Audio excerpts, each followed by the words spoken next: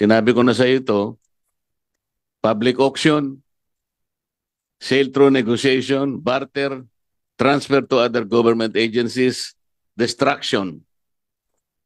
Itong ginawa mo, wala dito sa 5 modalities. Ito lang ang basis mo, wala nang iba eh. So, wag kang mag-iimbento sapagkat malinaw rito eh. Potestas delegata non delegare potest. Is that correct? Sabi sa'yo 25, ng council 2022. na ikaw magdidesisyon, ikaw lang? Oh, huwag ka muna umalis.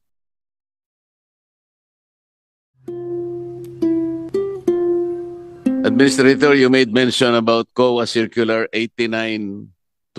Is that correct? Yes, Your Honor. And it's about the mode of disposal. Yes, Kaya Your ito, Honor. pinenta mo ito, ano? But under the law, you have only 5 options to do that. Number 1 is public auction. Number 2 is sale through negotiation. Number 3 is barter. Number 4 is transfer to other government agencies. And number 5, destruction or condemnation. Pero binenta mo dun sa traders. It is not one of the 5 options left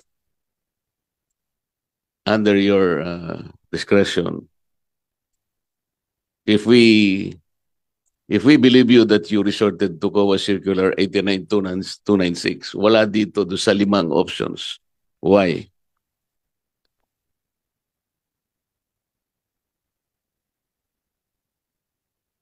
Can you answer that, please? Ang definition kasi dito na exempted siya, Your Honor, no? Kasi ang No. There exempted are only 5 modes of disposal. Sinabi ko na sa iyo ito, public auction, sale through negotiation, barter, transfer to other government agencies, destruction. Itong ginawa mo, wala dito sa 5 modalities. hindi siya kasama doon, Mr.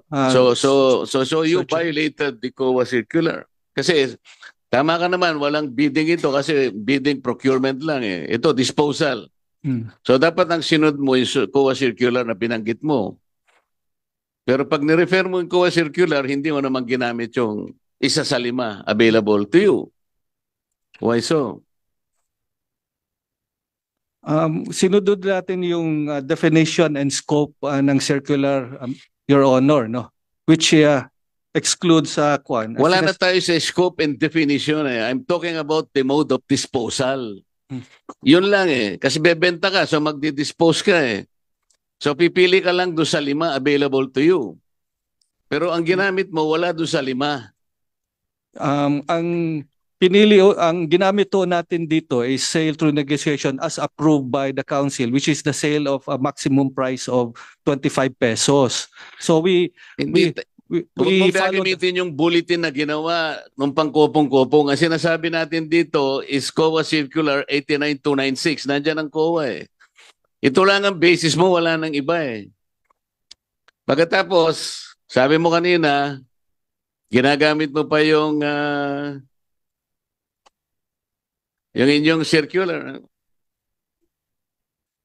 Yung binigay mo.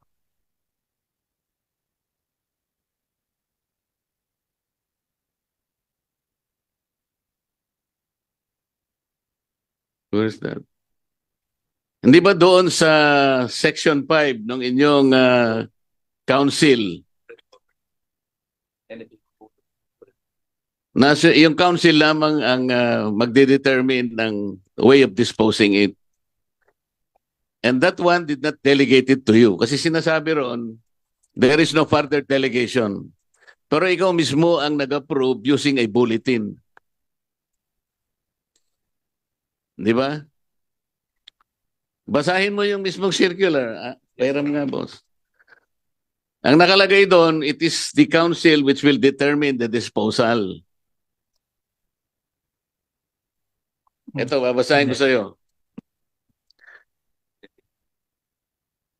The following are discretionary powers of the council under its charter which cannot be delegated. Letter F. the power to sell, blah, blah, blah. So kung hindi ma-delegate the power to sell and it's only reserved for the council, bakit ikaw ang nag-decide? Your Honor, merong resolution ang council on the disposal of the stock. Ito yung sinabit namin ho na annex. We provided the copy of this resolution. Sinabi January sa'yo 25, ng council 2022. na ikaw magdidesisyon, ikaw lang? The resolution delegated it to you, not the council itself?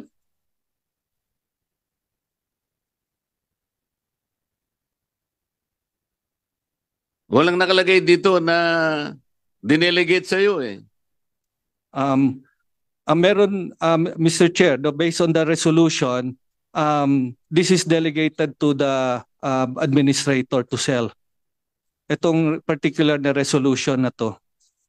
So, 6-3 rule, after that 6-3 rule, Sinasabi niya.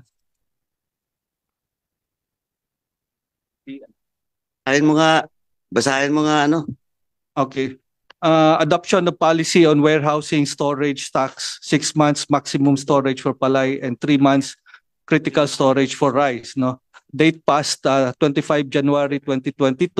Resolution number 1025-2022-A. No, whereas the Public I have Act. to cut you because Yeah. the title is Adoption of the Policy on Warehousing Storage of Stock, 6 months maximum storage for palay. Walang sinasabing disposal dito eh. So wag kang mag-iimbento sapagkat malinaw rito eh. Disposal is another, warehousing is another. So kinakapit mo dito sa resolution na ito, yung disposal, it is not here. Rolling stocks to eh, warehousing ito and storage. So, Your Honor, if I may read, no. So, ang sinasabi dito, NFA shall, based on Rule 8.3.2 of the IRR of 11203, NFA shall maintain the optimal level of buffer stocks at all time, except to make releases in response to emergency in support of disaster relief programs of the government, or to dispose stocks as necessary before the quality of rice deteriorates, become unacceptable. Whereas during 2021 NFA Council meeting, the management recommended for the Council's approval the NFA policy on warehousing storage. O sa 6-3 rule, no? haba ng Before sinasabi mo, wala pa their rin mo disposition. marinig na delegation eh. No, before Sa'yo. their disposition. So, ang sinasabi dito, after that, you have to dispose pa rin. Kaya Dispose. hindi sinasabing Dispose is ikaw selling. ang dinelegate, ikaw ang magdi-dispose. Walang sinasabi. You will still have to maintain Section 5 of yung 2014 NFA Code of Corporate Governance. Kasi hindi madedelegate nga ito. Otherwise, walang kwenta itong corporate governance ninyo na nakalagay mismo sa Section 5. Dapat nabasa mo ito eh. Sinasabi niya, which cannot be delegated. So hindi mo po pwedeng kukunin yung isang bagay na hindi mo pwedeng i-delegate sa'yo. Hindi ba? You are a lawyer? No, Your Honor. Madam, you are a lawyer. Yes, Mr. Chair. Potestas delegata non delegare potest. Is that correct? Correct, Mr. Chair. What has been delegated to the council cannot be further delegated. Tama po, madam? Yes, Mr. O, Chair. paano ngayon? Pero sagutin mo muna yung unang tanong ko sa'yo. There are only 5 modes of disposal. Sinabi ko na sa'yo, wala doon yung ginawa mong pagbebenta doon sa 2 traders. What happens now?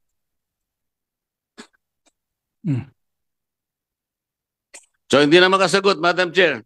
Mr. Chair. Talagang violation po eh. O ikaw na, Mr. Karaps. Mga Marcoleta. Yes, may we now recognize the Honorable Karaps Paduano. Thank you, Mr. Chairman. Oh, wag ka muna umalis. Isang buwan ka na wala. Tapos alis ka kagad. Anyway, Mr. Chairman, pakinggan mo. Anyway, tama po ba na some of those individuals have a preventive suspension for 6 months without pay? Namatay na? Yung iba kare-retire lang. May nag-retire, may nag-retire, may namatay, may on leave. Tama po ba? Yes, Your Honor. Oh, please submit to this. Kasi, Chairman, bakit kailangan natin to? Kasi, tingnan mo, dapat nandito ombudsman because they should have done due diligence.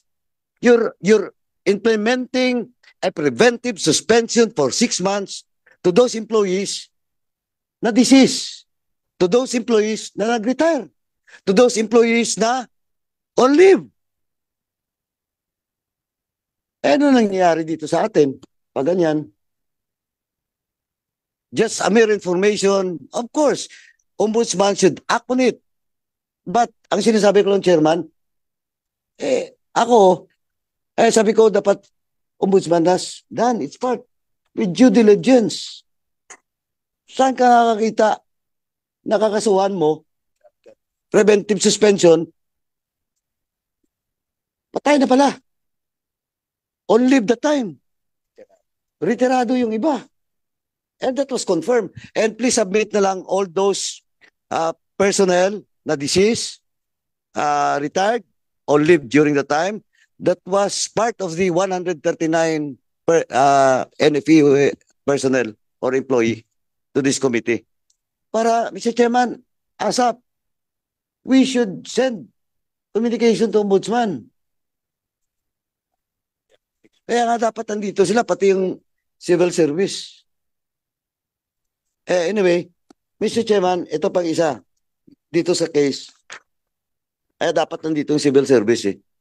Kasi, Mr. Chairman, tingnan mo I will not mention names. But Yusek, I hope you take note on this, no? Problema kasi sa NFA, Mr. Chairman.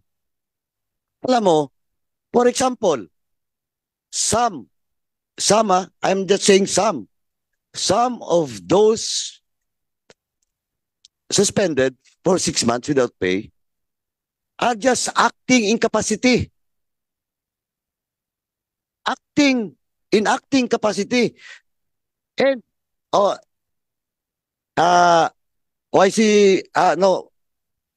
Boyko, Admin Bioko, tanongin kita, magkanong salary ng branch manager? 140,000 plus. Your Honor. 140,000 plus. Yung RM? 180 plus. Diretso pagkatanong, dito lang muna, are there branch manager or regional managers na in acting capacity? Yes, As of Your now, and they were suspended? Yes, Your Honor. Mga ilan? Mga 4-5 yata yun.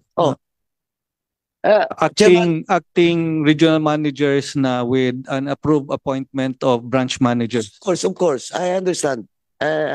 Alam ko yun. Pero ang sinasabi ko lang, Yusek,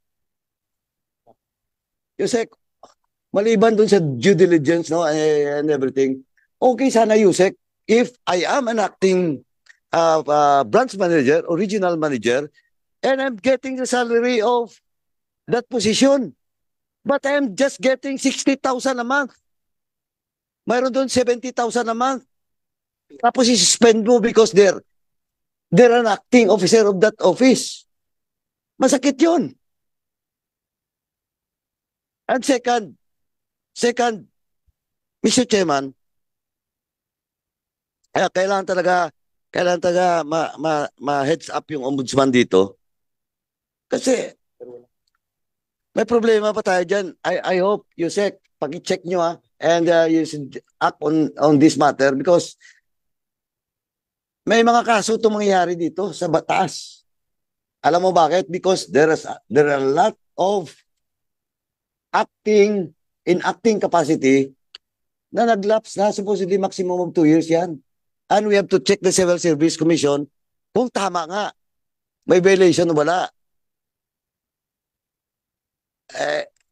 Kawawa na yung tao in acting capacity, hindi na regular sa posisyon na yon, kinasuhan pa, ang tinatanggap na sahod is only below doon sa actual na posisyon na pinosisyonan nila. And worst is, course is, and I hope the DA, Yusek, I think dapat there is an intervention also to the DA, to the Ombudsman. Kasi, as far as I know, no? As far as I know, with all the documents in our position, napakalinaw po that all those RM, all those branch manager, and those bodegueros, sumunod lang po. Wala kasing nangyaring direct na disposal in their discretion doon sa mga RM at sa mga branch. May disposal na nangyari, Mr. Chairman, but that is the order of the administrator. Yun ang sinasabi ko, Mr. Chairman. Kaya I hope Yusek, and of course, to the chair of this committee, should have an intervention with the Ombudsman. Tapos nakakahiya. Diba? Again, I will just mention, pagdating ng idol ko, chairman ng Ways and Means, the next governor of Albay, Obalecto. Ha? Kanina si Dador yung nandito, ngayon itong next governor again in Albay. Nakakahiya. You're filing a preventive suspension na patay na, nag-retire na on leave. Saka nakakita yung kawawa. Lalo na yung mga medyo okay pa yung nag-retire, okay pa yung disease. But naka-on leave ka din, isuspende ka. I hope, Chairman, ako dapat gawa natin to ng the DA, no, ng immediate intervention para at least naman kawawa yung mga empleyado. And I have to be open about it. My wife is a former employee of NFA. Pero pina-retire ko na kasi medyo magulo talaga kayo dyan. Nag-early retirement, that was 3 years or 4 years ago. Baka nakasama pa sa dyan. Anyway, ako, I have concern of all those employees down below. Not only, of course, in NFA, no? But of course in other government agencies. Kasi kawawa akalain mo, this is correct me if I'm wrong. Somebody will correct me if this is the first time na in just one case, 139 employees. First time ko lang narinig to, na-experience na 139 employees na suspended. Sabay-sabay for 6 months.